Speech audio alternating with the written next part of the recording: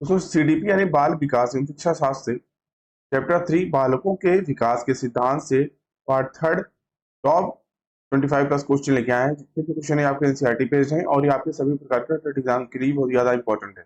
I hope आप लोग अच्छे होंगे। स्वागत है आपका टेस्ट एजुकेशन एक्सप्रेस में। सीधे चलते हैं क्वेश्चन की ओर। वीडियो अच्छा लगे तो वीडियो को लाइक शेयर और चैनल को सब्सक्राइब करिएगा। वीडियो का वीडियो आप हमारे टेलीग्राम से जुड़ के फीड प्राप्त कर सकते हैं। पहला क्वेश्चन देखिए क्या करें। विकासात्मक सिद्धांतवादी मानते हैं कि विकास की प्रक्रिया जीवन भर चलती होती है। इस संदर्भ में किसकी भूमिका बेहद महत्वपूर्ण है? बी ऑप्शन आपको राइट होगा, वातावरण एवं अनुभव का। अगला क्वेश्चन, विकासात्मक प्रक्रिया में अशांत के क्या मायने हैं? ए ऑप्शन आपको राइट होगा, विकासात्मक प्रक्रिया में अशांत के मायने यह है कि ये विकास की प्रक्रिया के दौरान उभरने वाले नए तरीके हैं जो संसार को समझने में मदद करते हैं। इससे विकास की प्रक्रिया को विविध प्रकार से समझा जा सकता है। ए ऑप्शन आपका राइट होगा।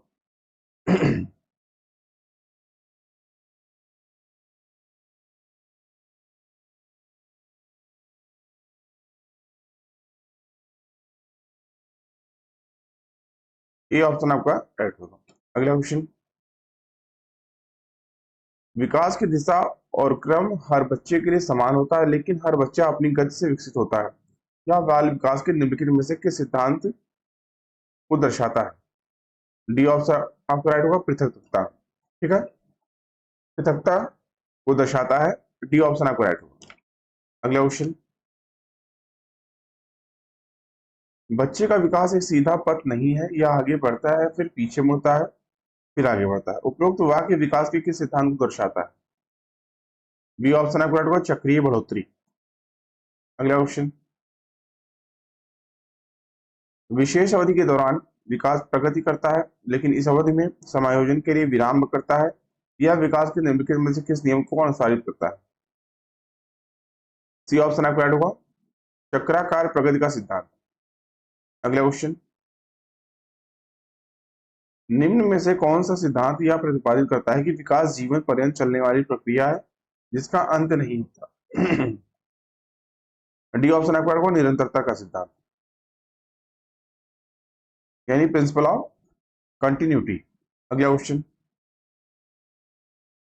बाल विकास के सिद्धांत के संदर्भ में निम्न में से कौन सा कथन सही है? ए ऑप्शन आपका राइट होगा, विकास शरीर के केंद्रीय भाग से बाहरी भाग की तरफ होता है। अगला क्वेश्चन, विकास कभी न समाप्त होने वाली प्रक्रिया या कथन विकास के किस सिद्धांत से संबंधित है? डी ऑप्शन आपका राइट होगा, निरंतरता का सिद्धांत।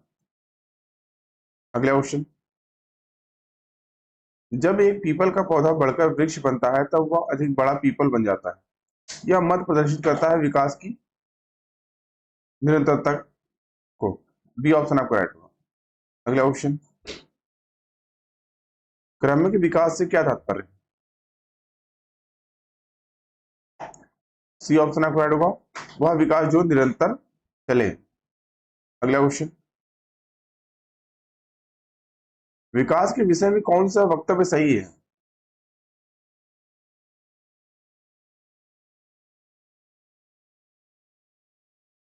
सी ऑप्शन आपका राइट होगा, पहला, तीसरा और चौथा। यानी विकास की गति में व्यक्तिगत भिन्नताएं होती हैं। विकास पूर्व निर्धारित क्रम में होता है। विकास के सभी पक्ष क्षेत्र परस्पर संबंधित है। अगला क्वेश्चन, विकास का शीर्षगामी सिद्धांत प्रतिपादित करते हैं कि? ये ऑप्शन आपका राइट होगा, विकास सिर से पांव तक होता है। अगला क्वेश्चन, क्रियात्मक विकास का मस्तिष्कोद्यमुखी नियम विकास को बताता है। बी ऑप्शन आपका राइट होगा, मस्तक से पैर के अंगूठे तक। अगला क्वेश्चन, बालकों में शारीरिक तथा गत्यात्मक होती है। सी ऑप्शन आपका राइट होगा, ए और बी दोनों। ठीक है, यानी शीर्षगामी, समीत, दूराभिमुख। अगला क्वेश्चन, निम्नलिखित में से कौन सा सिद्धांत यह दर्शाता है कि विकास दिशात्मक है सिर से पैर की ओर? ये ऑप्शन आपको रहेगा शीर्षगामी सिद्धांत। अगला क्वेश्चन, घसीट के चलने से पहले बच्चा अपना सिर उठाने में सक्षम होता है, ऐसा निम्न के संचालन के कारण होता है। ये ऑप्शन आपको रहेगा शीर्षगामी यानी सेफ्लोकॉडल सिद्धांत। अगला क्वेश्चन, विकास अनुदैर्ध्य यानी अधोमुखी अक्ष की दिशा में आगे बढ़ता है, विकास का यह सिद्धांत क्या कहलाता है? सी ऑप्शन आपको रहेगा शीर्षगामी। अगला क्वेश्चन, निम्नलिखित में से कौन सा सिद्धांत बताता है कि विकास एक प्रतिरूप का पालन करता है जो सिर और ऊपरी शरीर के हिस्सों में शुरू होता है और फिर शरीर के बाकी हिस्सों में? ये ऑप्शन आपका रहेगा शीर्षगामी सिद्धांत। अगला क्वेश्चन, शीर्षगामी सिद्धांत विकास के किस क्षेत्र पर लागू होता है? ये ऑप्शन आपका रहेगा कामक विकास। अगला क्वेश्चन, विकास ये ऑप्शन आपका रहेगा शरीर के मध्य से बाहर की ओर की दिशा में होता है। अगला क्वेश्चन, अधोगामी सिद्धांत को निम्नलिखित में से किस उदाहरण से में दर्शाया गया है? ये ऑप्शन आपका होगा शिशु पहले अपने धड़ और फिर अपने हाथ और पैर हिलाना सीखता है। ये ऑप्शन राइट हुआ। अगला क्वेश्चन, विकास का सिद्धांत बताता है कि कामक कौशलों का विकास शरीर के मध्य से आरंभ होकर शरीर के सिरों की ओर बढ़ता है। ये ऑप्शन आपका होगा अधोगामी। अगला क्वेश्चन,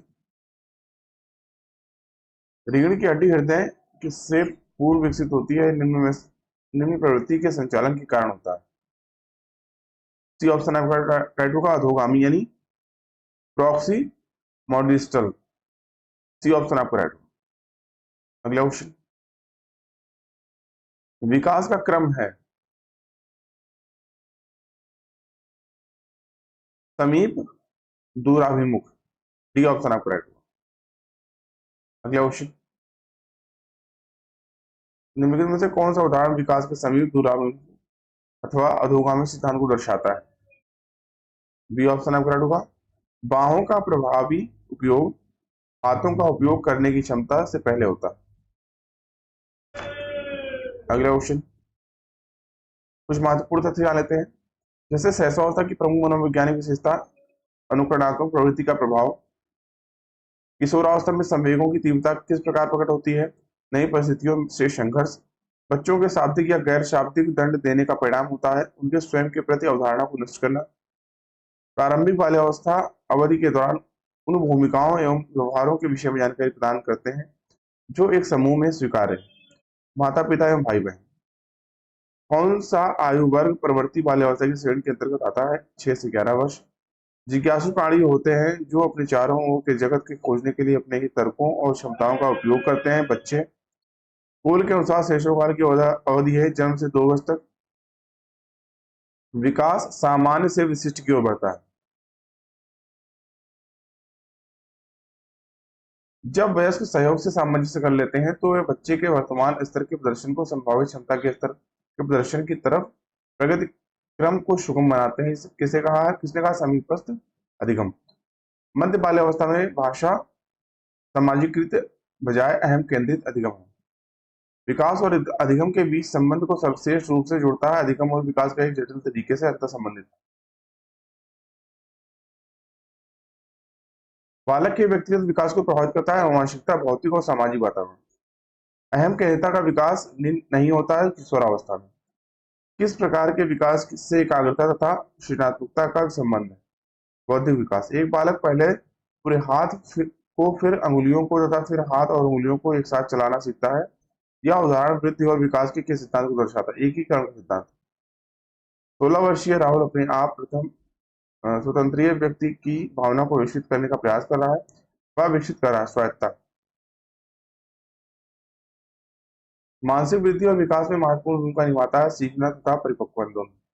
विकास की गति एक व्यक्ति से दूसरे व्यक्ति में भिन्न होती है, किंतु यह एक क्रमबद्ध और व्यवस्थित नमूने का अनुगमन करती है। मनोवैज्ञानिकों के अनुसार किस विधि के द्वारा मूल प्रवृत्तियों में परिवर्तन लाया जाता है? मार्गांतरीकरण द्वारा। विकास के मनोसामाजिक सिद्धांत का प्रतिपादन किया एरिक्सन। अधिकारी ग्रंथि कहते हैं पीयूष ग्रंथि को। तर्क जिज्ञासा तथा निरीक्षण शक्ति का विकास होता है 11 वर्ष की आयु। किस अवस्था में बालक में नई खोज करने की और घूमने की प्रवृत्ति बहुत अधिक बढ़ जाती है? उत्तर बाल्य अवस्था में। ये अवस्था तक बालक की दृष्टि एवं श्रवण इंद्रियां पूर्ण विकसित हो चुकी होती है, 3 अथवा 4 वर्ष। कक्षा 1 और 2 स्तर के बच्चे मूर्त अनुभवों से सीखते हैं। बच्चे के विकास के सिद्धांत को समझना शिक्षक की सहायता करता है। शिक्षार्थियों की भिन्न भिन्न अधिगम शैलियों को प्रभावी रूप से संबोधित करना। एक बच्चे की वृद्धि और विकास के अध्ययन की सर्वाधिक अच्छी विधि कौन सी है? विकासीय विधि। और दोस्तों हमेशा की तरह आज का क्वेश्चन आपके लिए। क्वेश्चन क्या आज का प्रश्न? विकास के कौन से सिद्धांत के अनुसार कामक विकास शरीर के मध्य से शरीर के बाहरी शरीर की ओर होता है? शीर्षगामी, अधोगामी, ब्रह्मस्तिकीय या परिधीय? कौन सा ऑप्शन राइट होगा आपको कमेंट करके बताना है। प्लीज आप लोग इसका आंसर कमेंट करके बताइएगा। अभी के लिए इतना ही। आई होप आपको वीडियो अच्छा लगा। वीडियो लोग को लाइक करिए, शेयर करिए, साथ ही चैनल को सब्सक्राइब करना ना भूलिए, इससे कि चैनल पर आने वाली इंपॉर्टेंट वीडियो की नोटिफिकेशन आपको टाइमली मिलते रहे। वीडियो का पीडीएफ आप हमारे टेलीग्राम को जुड़ के फ्री में प्राप्त करिए। अभी की वीडियो को देखने के लिए धन्यवाद। मिलते हैं नेक्स्ट वीडियो में। तो थैंक यू। जय हिंद।